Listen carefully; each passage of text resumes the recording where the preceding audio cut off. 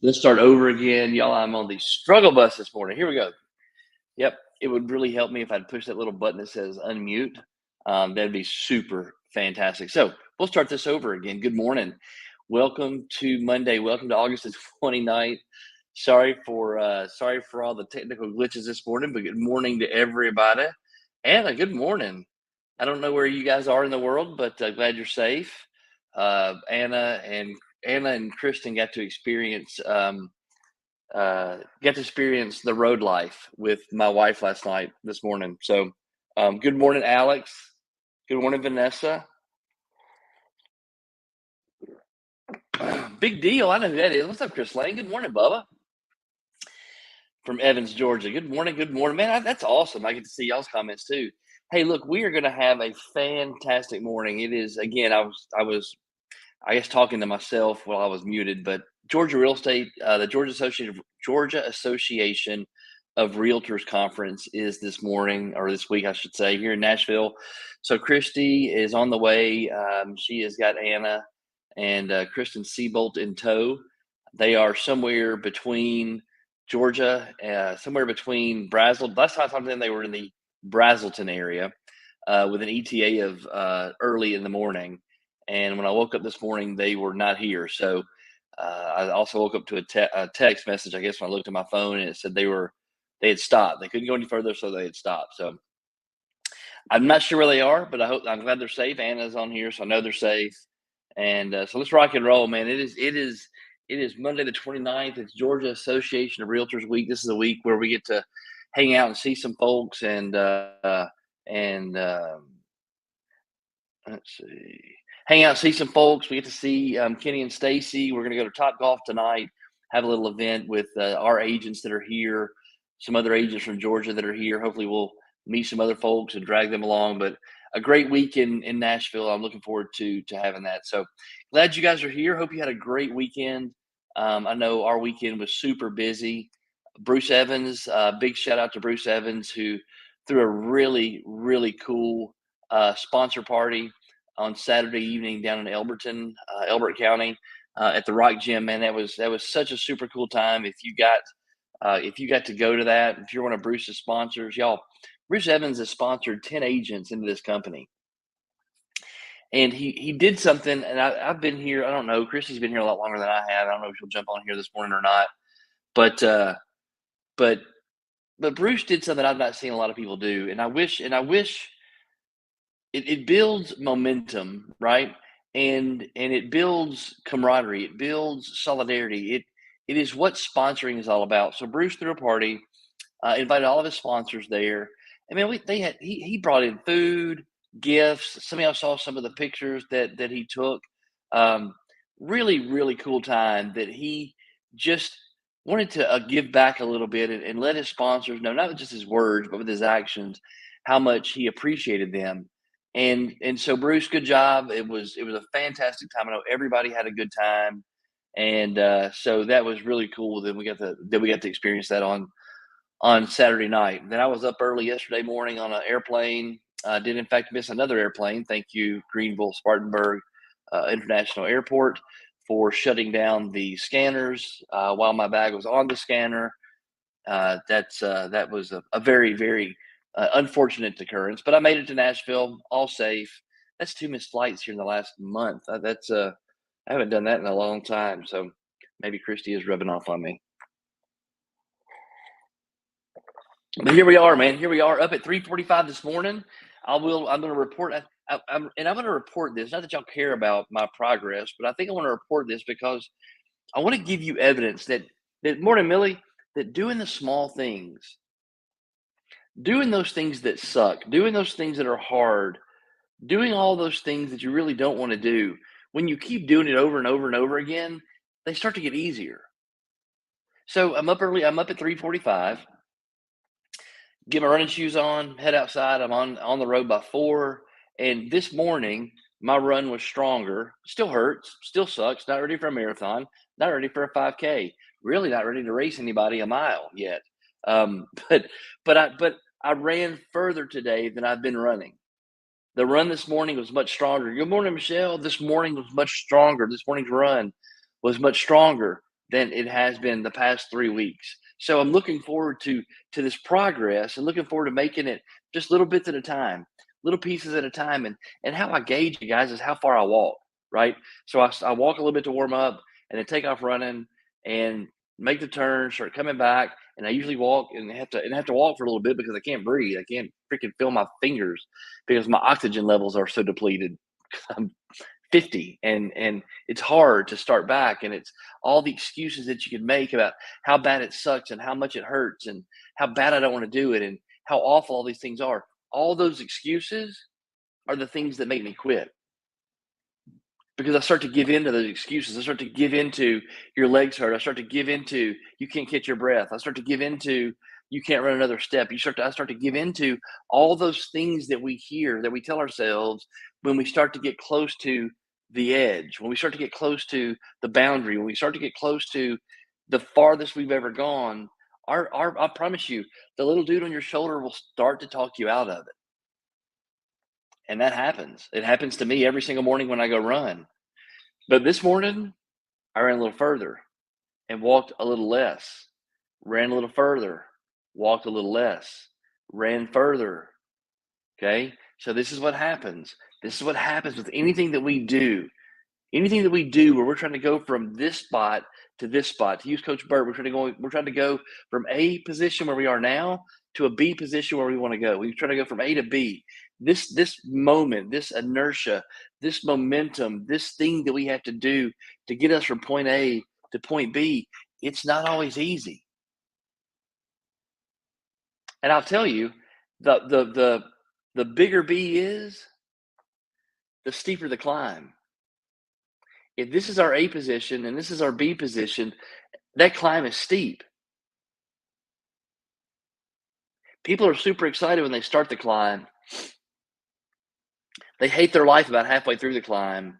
Maybe some of us a quarter way through the climb, halfway through the climb, halfway up the mountains where people die. This is where you quit. This is where dreams die. This is where people actually die. If you read stories about people who try to climb Mount Everest or these trekkers who try to climb these mountains, a lot of people die halfway up the mountain, 3/4 of the way up the mountain. A lot of people die there. Good morning, Facebook user number 2. Who's that? Let's see. Try to get over here. I can't see my Erica Macklin. Good morning, Erica. Coming off a successful Facebook exchange over the past couple days. I'm not going back there. That was pretty funny though. But good morning, Erica Macklin. Good to have you this morning. Um, People die halfway up the mountain. How many dreams of yours, how many desires of yours have died halfway up the mountain? How many dreams and desires have you had and you wanted? How many things did you want to do? How many songs did you want to sing that died halfway up the mountain?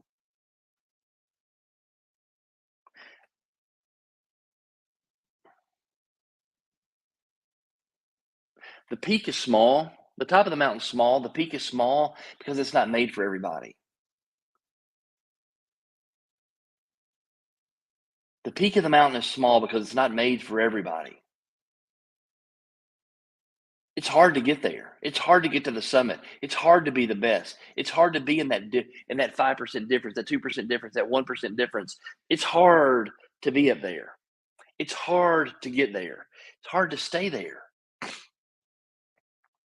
Everybody likes the lush green valley at the bottom of the mountain. Everybody enjoys all the bottom of the mountain. We all enjoy looking up there and wondering, what's it look like to be up on top of that mountain?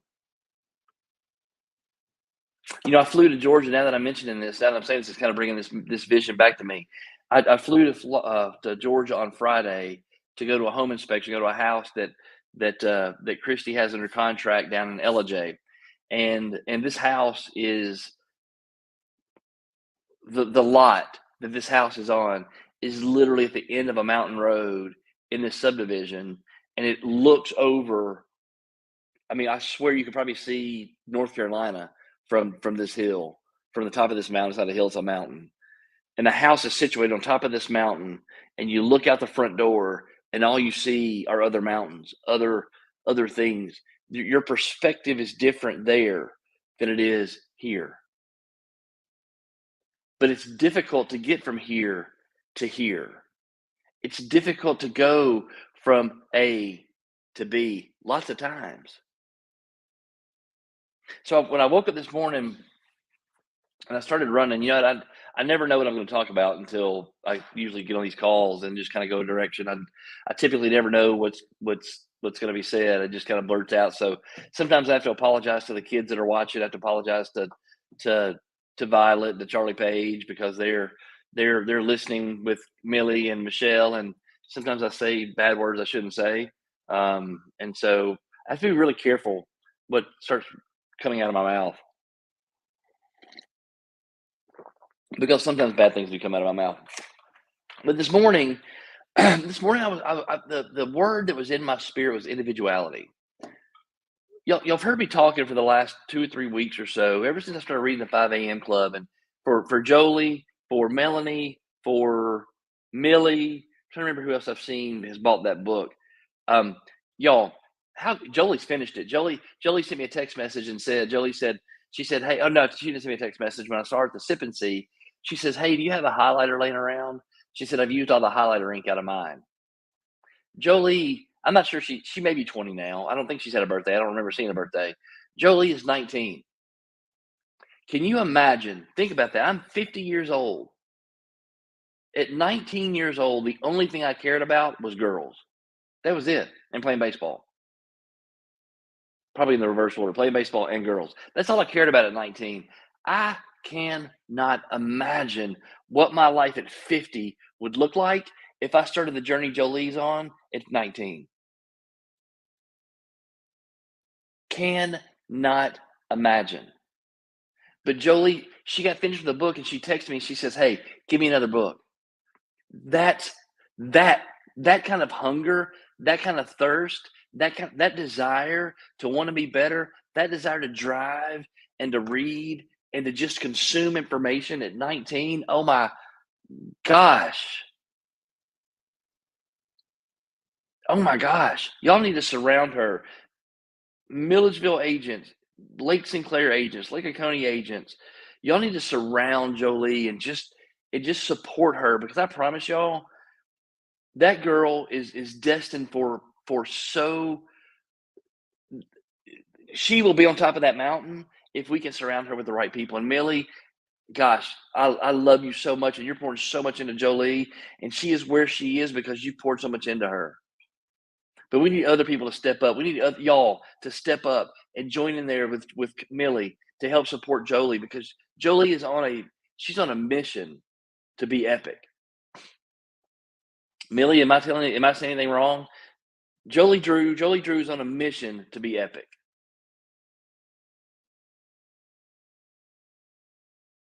So get back to where I was. To use Melanie, I'm using Melanie Ortiz's word epic. So Melanie Ortiz says it's epic. That 5 a.m. club book, y'all, the Robin Sharma book, 5 a.m. club is epic.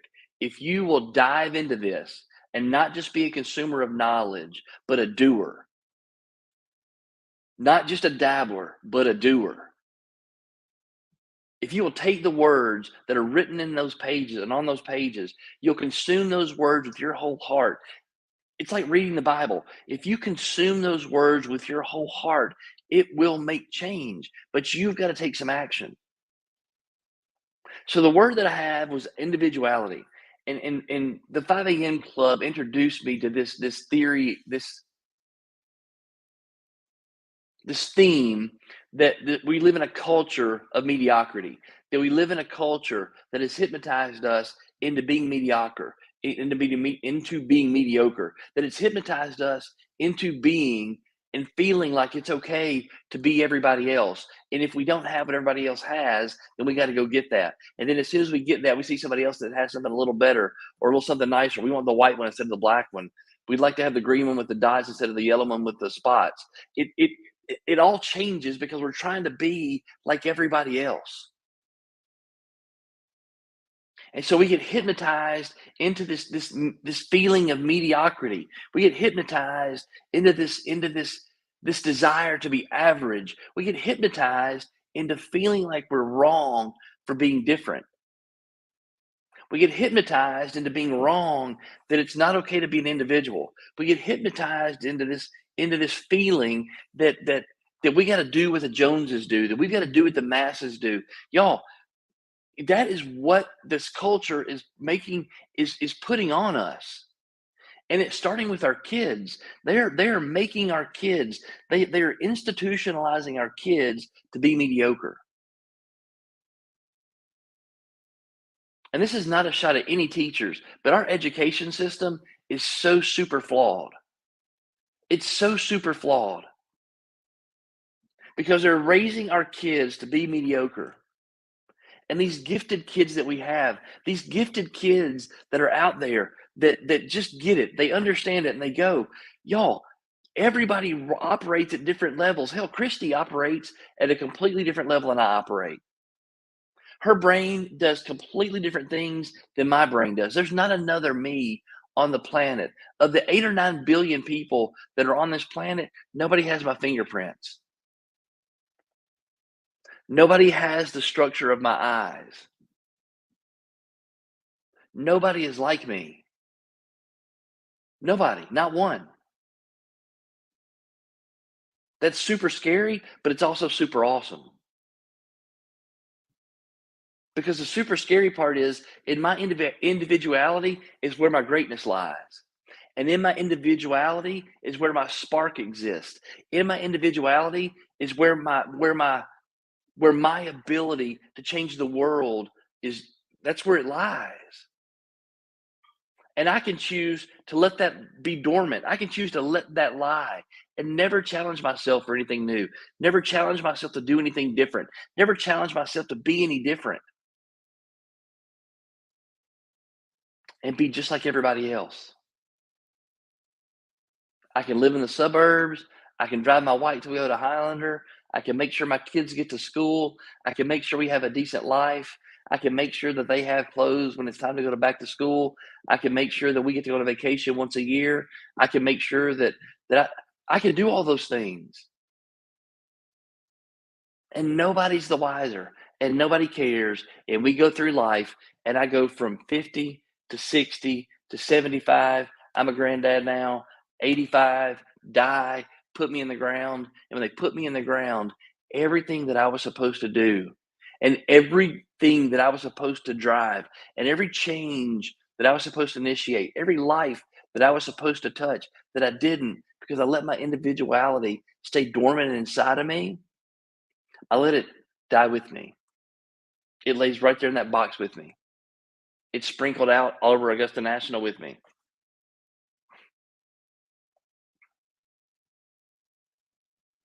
Moses didn't see the promised land. God gave Moses a vision. Moses went through some really bad stuff,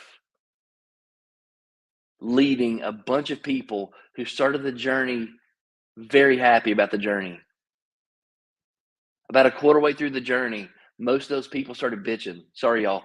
Sorry. Most of those people started complaining. About halfway through the journey, they decided, let's just go back. It sucks out here. This is awful out here. I'd much rather go be a slave than be out here and be free. Then they turned against God and worshiped Baal. Then they turned against God, the God that delivered them from bondage, the God that created their individuality, the God that put them on the path to the promised land. They turned their back. Y'all, the reason that story is so important and it's in the Bible is it's because it's what we do every single day. We get out of bondage. We walk into something. We start on a journey. We're going to the promised land. We're going to that dream. We're going to that desire. We're going to quit this. We're going to start that. We're going to get this much better this way and this, that, and the other thing. And about halfway through, we completely shut down, turn against ourselves, turn against God who inspired that dream in us and say, you know what? I'd rather be a slave. I'd rather be mediocre. I'd rather do nothing. Does that resonate with anybody? Have you ever started something and decided it was just too much? This is way too hard. It's way too hard to be a real estate agent. It is way too hard to go call these people today. It is way too hard to prospect. It is way too hard to get out there and knock on doors. It is way too hard to want to be better. Does that resonate with anybody? I want to impress on you. Erica Macklin is absolutely one of my most favorite people on the entire planet because she doesn't give. She is Erica Macklin, and she is Erica Macklin every single day. When she wakes up in the morning, she's Erica. And if you've ever been around Erica, she blesses you. She can bless you out. She is going to be Erica every single day. And the most important thing outside of her children and her family is Erica and her well-being and how she feels. She didn't give a crap about what everybody else thinks. She's going to be her. So when I go back to looking at this example for you and this individuality thing for you,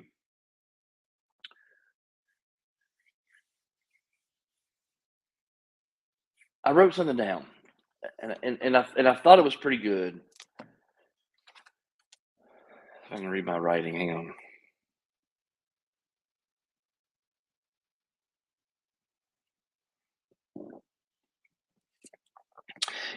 Your individuality is the beginning of your genius. Your greatness lies at the place where you are no longer concerned about what's happening on the outside. You no longer invest your esteem in the opinions of others. When you become individually stronger, the people around you change. But the part that I really want you to hear, you no longer invest your esteem in the opinions of others. How many of you have your self-esteem invested in the opinions of others? How many of you have your esteem, what you feel about yourself, how you hold yourself, what you say to yourself when you look at yourself in the mirror? How many of you let that be determined by what people on the outside think about you?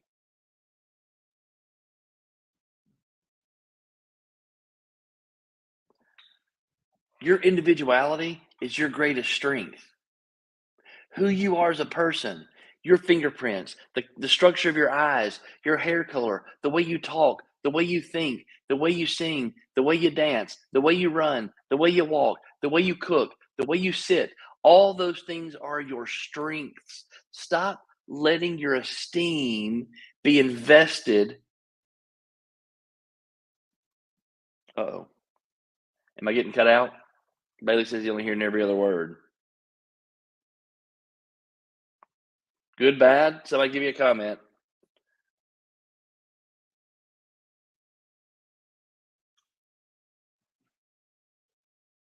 I'm gonna keep rolling. I don't know. I don't know if it's I don't know if it's my Wi-Fi or what's going on, but let's just keep rolling. Okay. Bailey, it could be you. Teal says she can hear. Yep, everybody's good. Bailey, it may be your connection. Cat Williams says it. He says it much funnier than I say it, so I'm not going to repeat exactly how he says it. But he said, your self-esteem is your esteem. That's why they call it self-esteem. How you feel about yourself, how you feel about yourself is your esteem. Stop investing that in the opinions of others. Stop investing your esteem in the opinions of other people and what's on the outside.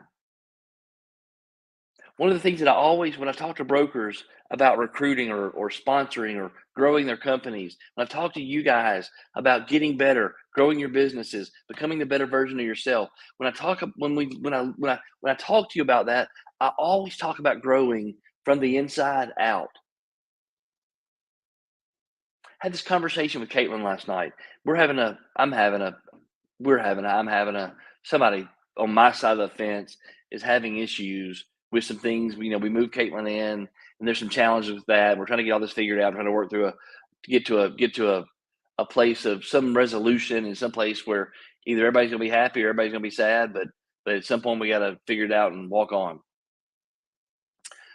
But one thing I said to her last night, because she's kind of struggling. She's 23. She's in school. She's doing great. There are a lot of wonderful things that she has going on, but generally she's just not a very happy person. And she said something last night that a lot of us do, where we hang on. And I'm kind of going here, and I've got about 13 minutes, 15 minutes. I promised Jagger we'd leave at 6:15. But she's got some things that she's hanging on to. And I told her last night, and I'm gonna say this to you, and I have to say it to myself. Nothing on the outside of you, nothing outside of you, nothing outside of your mind, your heart, your spirit, your soul, what you are as a person, nothing on the outside is ever going to fulfill you. Nothing on the outside is ever going to make you whole. If you make $1 million and you're miserable, that just gives you more opportunity to be miserable. That gives you get to spread your misery on other people because now you can go places you shouldn't be able to go. If you're miserable individually, there's not a person, a marriage, a spouse, a partner, a girlfriend, a boyfriend, somebody to date, a dog that you are not going to make miserable. There's not a job, there's not a career, there's not an opportunity that you could get if you're miserable on the inside and you're not whole on the inside that's ever going to fulfill you to the place that is going to make you feel better for a long period of time. It'll be like it's like smoking crack. It's like getting drunk. It's like having whatever, those small things that give you a brief respite of happiness, a brief window, a brief respite from your miserableness, your misery, a brief respite from your misery to do something, and then all of a sudden it turns into what it always turns into.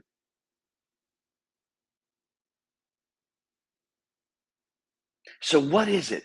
What is it that you need to go after? What is it inside your spirit, inside your soul, inside who you are that you need to go do? Because I'm not saying it's an amount of money. I'm not saying it's not my place in your life to tell you what that is. It's not my place in your life to explain to you or to create for you some scenario that's going to make you happy. You've got to do that.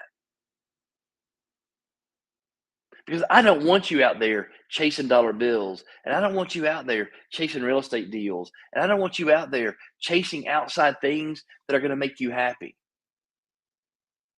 I want you chasing that dream or desire that was God inspired, this divinity inspired, that connects you to your who you are, that connects you to your soul, and you drive after that with such unbridled passion, that you drive after that with some so unfettered strength and resolve that no matter where you are on the mountain, you're not quitting. Because I'm getting to the summit, or I'm going to die trying. But I'm not quitting, and I'm not going back down. I'm getting there, or I'm going to die trying. And I'm going to do it with everything in my power.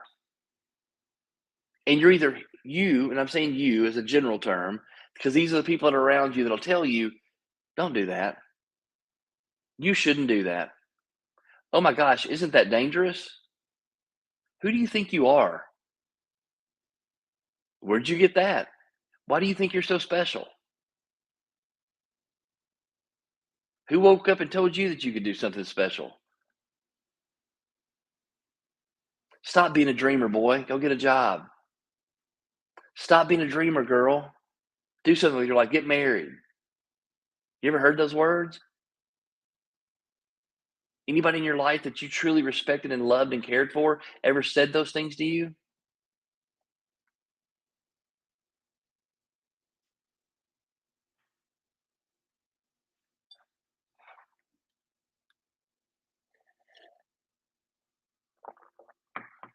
Your greatness, your genius lies in your individuality. Your greatness and your genius lies in a dormant place in your spirit that is begging to get out. My role in your life, the reason 9 or 10 of you, 15 of you, 20 of you get on these calls every single morning. The reason people watch this is because you're supposed to be here. And there's some word that I'm going to say, there's something that's going to come out of my mouth that's going to click for you. And you might get a little burst of energy. You might get a little motivation. You may get a little kick in the pants. You may get a little something today that creates momentum. Because a lot of times when we're on the way to the dream, when we're on the way to the desire, it sucks. When we're on the way to doing something spectacular, it isn't fun. It's not fun trying to lose weight. It's not fun going back to school. It's not fun doing things. Let me reverse. I'm going to back up just a little bit. Some of you have changes to make. Some of you have changes to make. I don't know what those changes are. But some of you have changes to make. You've got to alter, you got to make a course correction. As Steve Morris says, you gotta adjust. Steve Morris always says you gotta pivot, maneuver, adjust. Pivot, maneuver, adjust. That this journey on the way up the mountain is about pivoting, maneuvering, adjusting, changing this foothold, changing, I don't know if they call those, but those things they stick in the mountain, they put ropes on, they pull themselves up. Sometimes you gotta change your anchor points. And I don't know what that is. But let me say this, because I believe this. I read this I'm reading two books right now. One is called You Are the Placebo by Dr. Joe Dispenza, and it's unbelievably scientific, and it's a much more difficult read than Robin Sharma. But he said something in that book yesterday as I was reading on the plane that stood out to me, and it's really, really true. The reason the reason change is hard is not because change in and of itself is hard. There's nothing in change that's difficult. There's nothing inherently dangerous about change. There's nothing inherently different or difficult in that moment of maneuver, in that moment of pivot, in that moment of adjustment. There's nothing inherently dangerous about that. If I decide to change the direction I drive to school today to take Jagger, if I decide to go a different way, there's nothing inherently dangerous about that. We're not gonna have to drive through the mountains and get attacked by Sasquatch, or nobody's gonna be over there with guns and trying to shoot at us as we drive up the road. Changing that direction, changing the way that route is not inherently dangerous. What makes it difficult is it's not comfortable. Change is hard because it's not comfortable. Going from point A to point B is not inherently difficult, but it is supremely uncomfortable.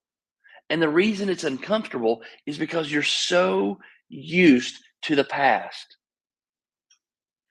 Your past experiences, all of your memories, all of the things you tried to do before, all the places you've been, you have a record. You have neurons, connections inside your brain where the chemicals fire from these connections based on your past experiences and these collections of memories. And so sometimes you get to change and you say, well, the last time I tried this,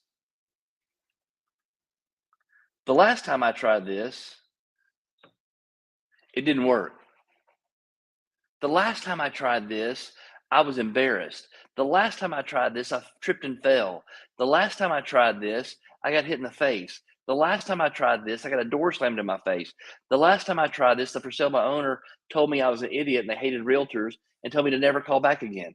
The last time, the last time, the last time. And so those last time experiences create connections in your brain. These neurons connect, they fire chemicals to each other. Those chemicals then release hormones. Those chemicals then change in your body, and you start to feel a certain way. It's just scientific proof. That's all scientific. And so when you rely on and what Dr. Dispenza calls it is your familiar past. When you rely on your familiar past, you're living a life on repeat. When you wake up every single day living your life in the past, you are living on repeat. It's Groundhog Day. Every single day, the same thing. Every single day, the same thing. Because that's comfortable. Because that comfort is not because it's good for you. The comfort is not because it's benefiting you. The comfort comes from the chemical reactions based on the past, based on the experiences you've had previously. Those chemical reactions create the comfort. And so when you decide to go do something new, when I decide to get up in the morning and go run, those neural connections, I've got some neural connections in the past where I could go run, but that's when I was 23 years old, not 50. So now my connections, my neural connections and the chemicals that get released in my body are all the things that are stressful, the cortisol, all the things that help me that make me breathe harder, all the things that make my legs hurt, all those chemicals that are released in my body as a result of the brain, the way the brain the brain's functioning and the brain's firing, all those chemicals that are released push me backward. The reason change is hard is because you've got to learn to be uncomfortable.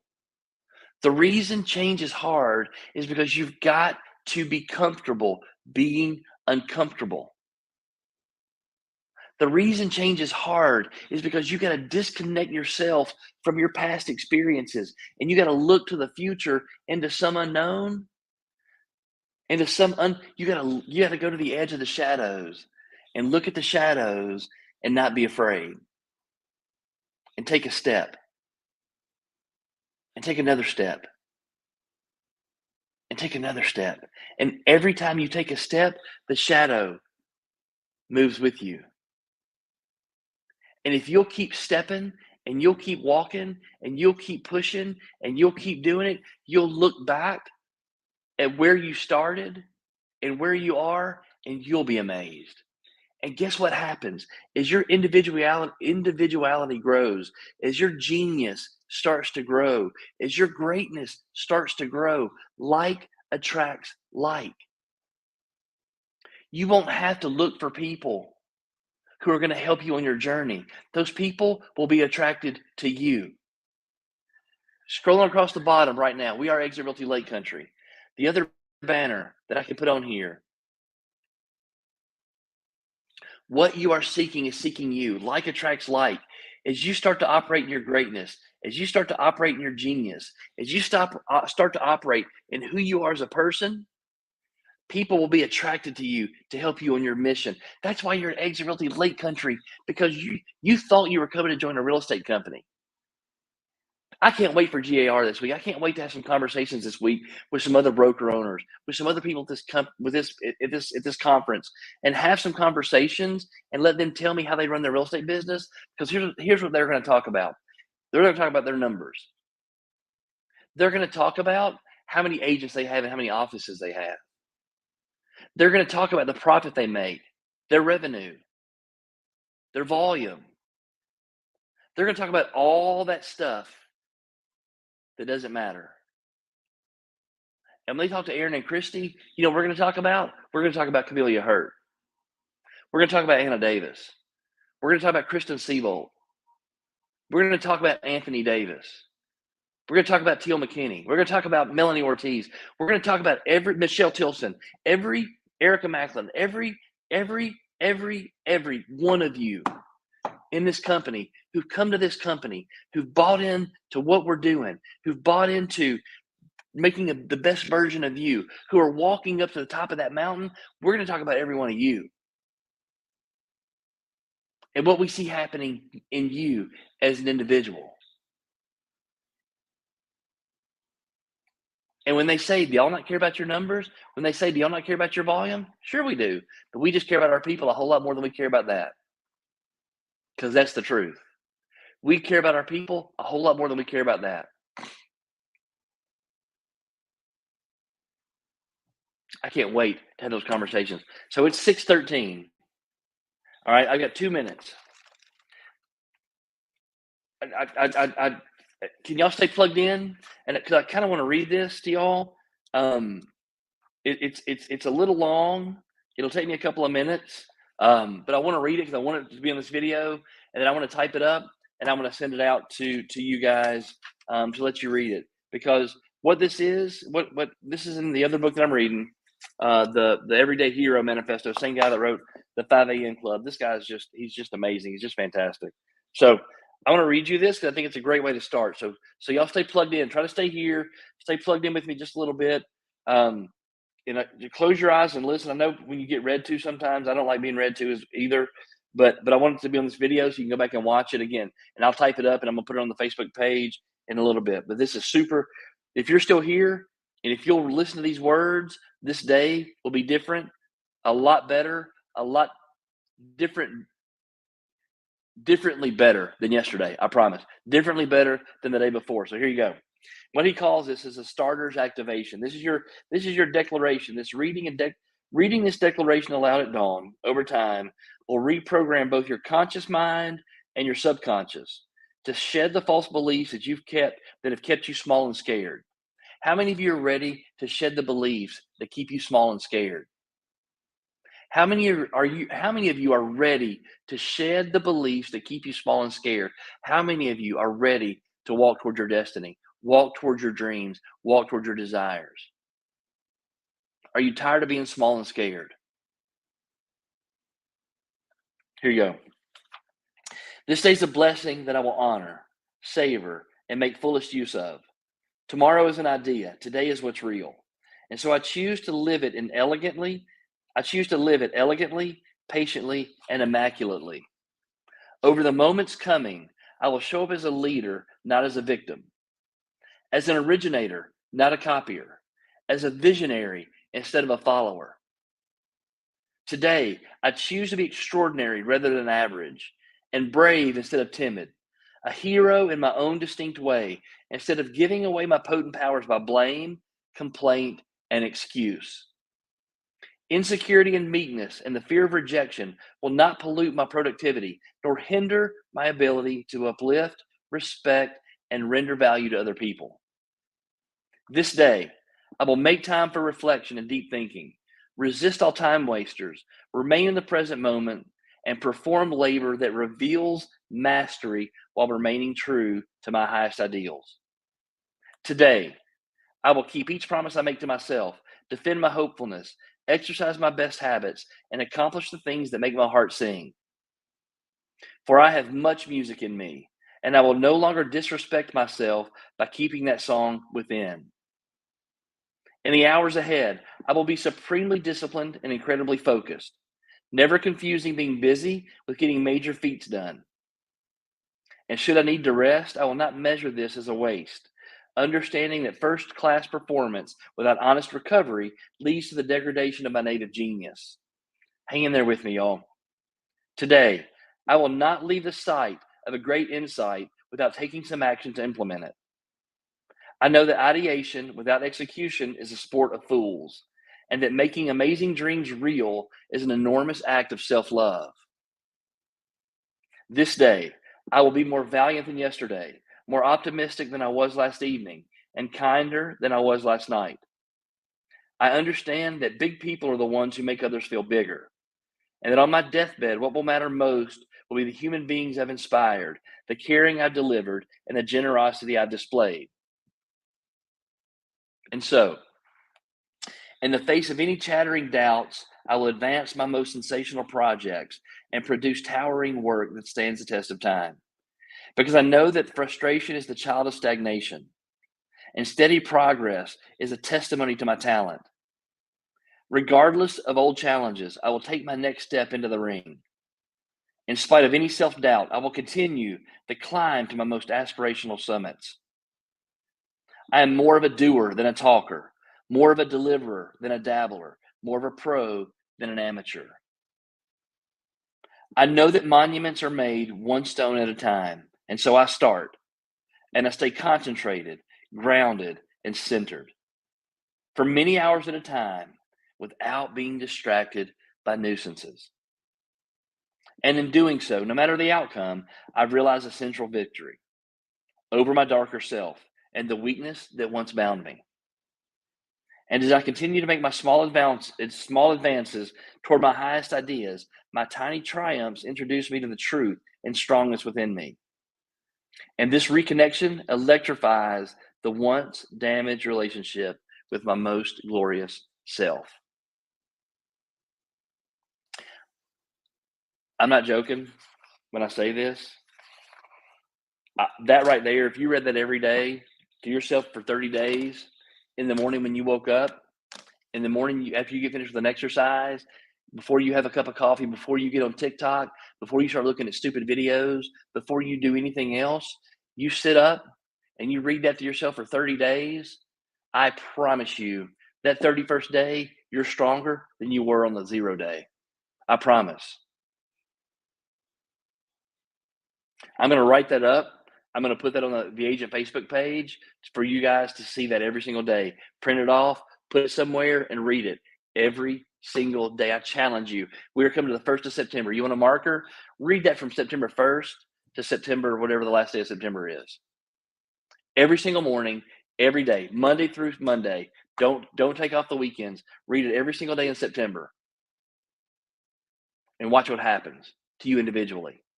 Watch what happens to your strength. Watch what happens to your resolve. Watch what happens to your business. Watch what happens to your relationship. Watch how you feel. Pay attention to how you feel. Don't just talk about it, go do it. Don't be a dabbler, be a deliverer. Stop putting your esteem in the opinions of others. Stop investing who you are in the opinions of others. Because at the end of the day, none of that crap matters and none of their opinions matter. Be better today than you were yesterday, just by a little bit. 1% better. 1% better. Gotta go. Be good, be great, be you today. All right. Love y'all. Mean it. Bye bye.